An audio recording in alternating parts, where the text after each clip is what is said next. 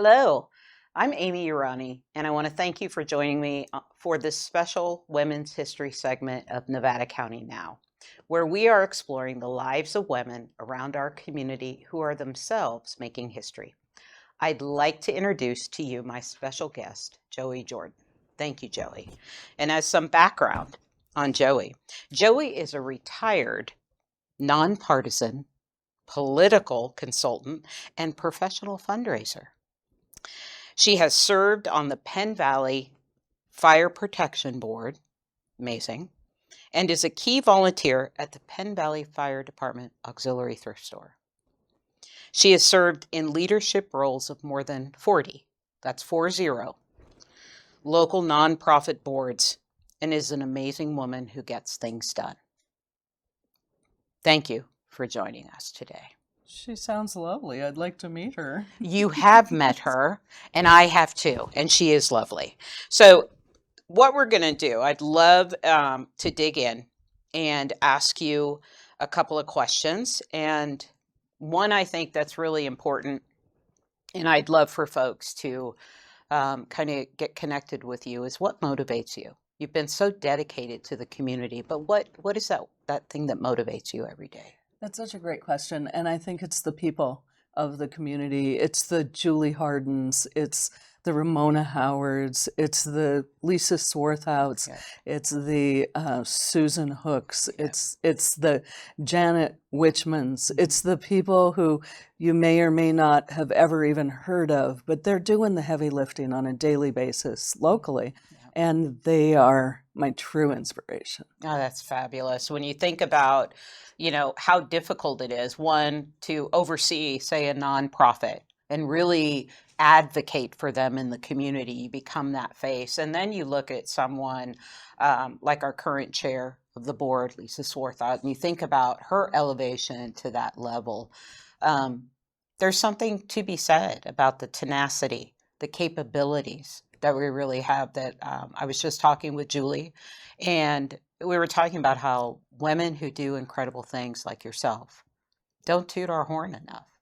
We really have an opportunity to encourage the young ladies that are around us and show them this is what I have done and I'm proud of it. And by the way, you can do even more. I really prefer to see what they're doing and help them recognize their power, find their power. Interesting. Because they are the ones who are really doing it. And we can sit at the proverbial seat of leadership with 70 or 80 volunteers, but we're not the ones doing the work. They are. And so to recognize that, to make them feel really special on a daily basis, make them feel important, because the human really requires to, have meaningful purpose, right? Absolutely. And so we find that meaningful purpose. And I'll tell you, some days it's a little difficult. Some people can really push my buttons, and it's hard to find what it is in them that I am so appreciative of. But we dig deep, we find it, we bring it to the surface, and we thank them for it. That's very great. Loudly. And that I think what you're saying, though, that is it's an important role to play. Even though you have all of these volunteers that are looking to you to lead, you stepping back and showing them that they are empowered is an incredibly powerful role that really builds confidence in people that don't have that confidence. So looking at you as a support is an incredibly huge capability you provide those that need that. So it's a very important role that you play. And I want you to always think it's kind of fun too. Boy, howdy, is it fun. Honest, yeah. I mean, I love leading my team in environmental health. And I lead most of the time with humor, because humor is, to me, what makes the world go round. But they really come up with those zingers sometimes that I'm like, wow, I'm kind of out of it. And this is the new age coming in. And I have to embrace that and support it and let them blossom. And that is why I chose to retire when I did, too. The world has changed so dramatically, particularly in campaign management. Yeah. And it's just, it's a place for the young. Yeah, when you speaking about that, when you think about a kind of the political and campaigning climate that's out there today, what in your opinion, if you had a team of young ladies that were in school that were really wanting to go this route, what do you think you would give them as a couple of pieces of advice to battle what they're getting into now in today's political climate? That that is a brilliant question, and it would have to be just the understanding that integrity is everything, and never give that up. That's beautiful. And when they think about and then expounding on the integrity, what does that mean? Is that looking at your own compass, your own moral compass? And how do you navigate that? I would never work for a candidate that wasn't the best qualified for the job, Yeah. and I would never. I was offered so much money Yeah. to do so many things Yeah. that I would never, ever have sold my soul to do. That's wonderful. And that is that quality that I think is something that should be shared, You know, right? my life could be very different now. Mm-hmm. I turned down 7 figures for 8 months' work. Wow. It could be very different, Yeah. but I have to live with me. There it is. And politics has gotten really foul. It has. It has, unfortunately. I would agree with that. Not that, we're going to dive off into the political cesspool or anything like that, Mhm. but I would. And I think that that comment is really resounding today in today's world. It's so hard to know what you hear, what's fed to you. Is it factual? But if you look inside and you hear the words, but look, this has to be what the reality is, then you stand by that for yourself and make your own decisions. And then just support people in your community that are marginalized Mhm. or that are suffering through this. So I Mhm. think I love that. I commend you for that. That's incredible to hold your own ethics, your own morality, your own integrity close to your heart to pass up what would have been different for your life. It's amazing. It's incredible. We make choices. We do, but you made a good one. I feel like I did. That's excellent. I agree with you. Speaking of that, can you talk about? We've got a lot of phenomenal women in history, but do you have a historical figure that you treasure or some that you would look up to? Yeah, I have a number of them, and I knew that question was coming, and I really gave it a tremendous amount of thought. And um, of the 10 or 12 that made the short list, I have to really point to the ones who changed things for other women in a more modern way. Sure. Princess Diana, Oh yeah. and I really don't even have to say more than that. Right. Everybody understands Yes. that. Yep. Yeah. And her integrity and what she went through. And breaking ceilings, glass ceilings were meant to be shattered. Yes. She was able to do that, Yeah. and in a very classy way. Absolutely. And in front of the world. Hmm. Everything she went through in front of the world and did it with dignity and grace. And I think that is so powerful. And when you look at other leaders, one of my favorites is Ruth, who really made changes, She right? was absolutely on that list. Right. Yeah. And it's just, just watching her and playing replays of the amount of work and incredible steps she took for us and really it spoke out for us, and having that voice at those levels and at that height really gives people, especially women, the encouragement to keep moving forward, because there is a move today to kind of repress where we've come from, what we fought so hard for. And I always take the opportunity, we sometimes get interns that come and work for our department, which I love the high school kiddos coming in. They always remind me of my nieces or nephews, right? And I have to not look at it that way. I have to be professional, mind you. I'm not hugging them and telling them, hey, good to see you or anything. But what's amazing is I have an opportunity to talk with these young people, especially the young women, and say, what do you want to do? What inspires you? And then at the same time saying, you can do more than that. Don't just narrow your horizon. right? Mm. Yes, I love environmental health, absolutely. But if you want to be a NASA scientist, go for it, kiddo, because you can do it. There's no one stopping you on that pathway. And having someone like you telling them that makes it really possible. Absolutely. I mean, I think that's our responsibility. I Mhm. really do. I think it is. Always be encouraging regardless, especially for our young women, because they need that. It's not all about your exterior that gives you value. Okay? It's not about that. Even though our mainstream media tells you your exterior is what is important, and that Mhm. after a certain age, you're not important anymore. That is not the case at all.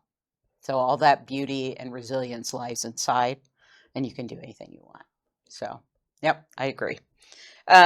So, speaking of that and talking to youngsters, what does it mean to you to be a woman in today's world? What does it mean to be a human in today's world? Really trying to just hold it together Mhm. and still look for hope Yeah, in the changing. Everything's in flux. it In is. very, very interesting times we're living in.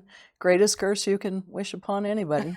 And here we are. So yeah, it's, I think, and I think it's becoming increasingly challenging Yeah, to just be yeah, and be supportive for others.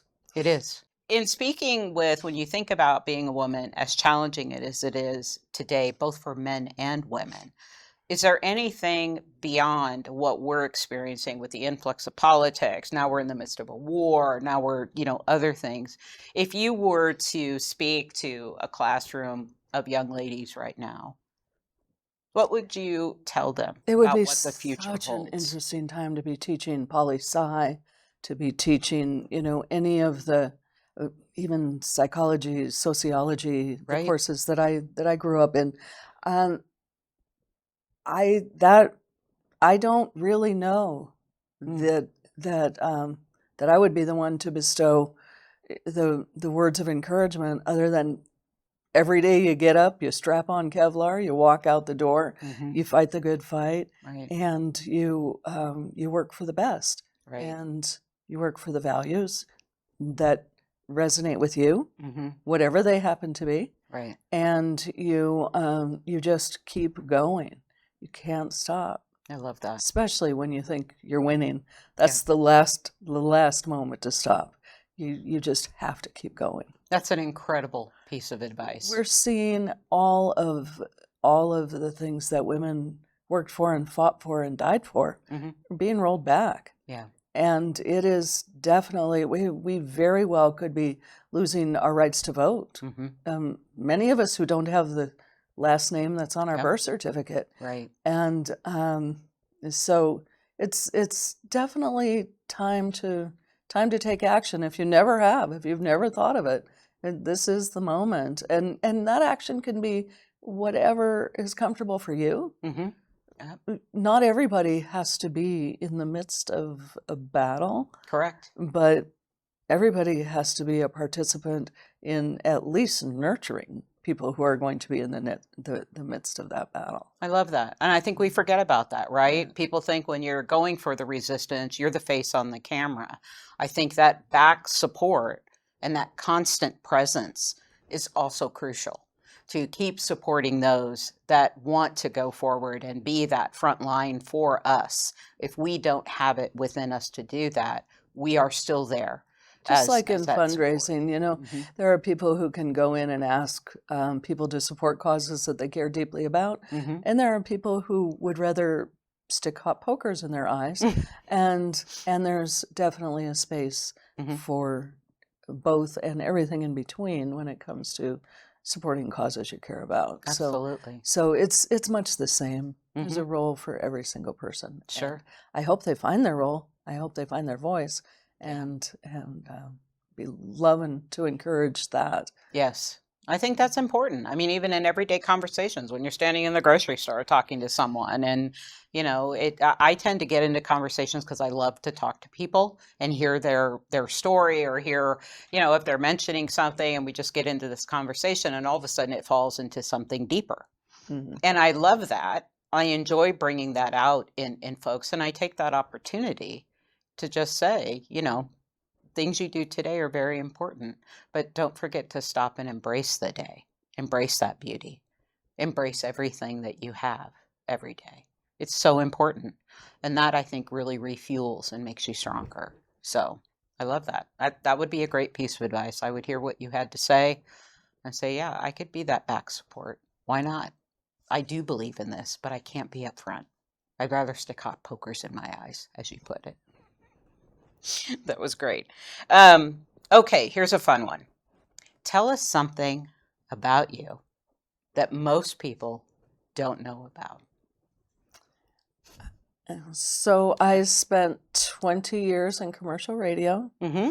did morning drive in Milwaukee. Wow. I was one of the first VJs when videos Yep. became a thing, and television stations were attached to them. Wow. And that was a really long time ago. But it wasn't, right? Oh, it was. It's right there in the forefront of your memory, though, like it was yesterday. That's fantastic. When you got into that and into radio, what was the field like? Were there a lot of women that were in that field at the time? Not typically in the drive slots. Mm-hmm. They were maybe evenings. They weren't in the high paid positions. Sure. And or they were playing a support role in Mm-hmm. a morning team. Do you feel like you led kind of an open door, or you led an opening path? Not there. Hmm. No, I don't think so. I think the leadership, the smashing of of those glass ceilings Yeah. was actually more recent. The first female chair Mm-hmm. of a fire board, Yeah. of the Penn Valley Fire Board, Sure. in 50, 60 years. Right. First one ever.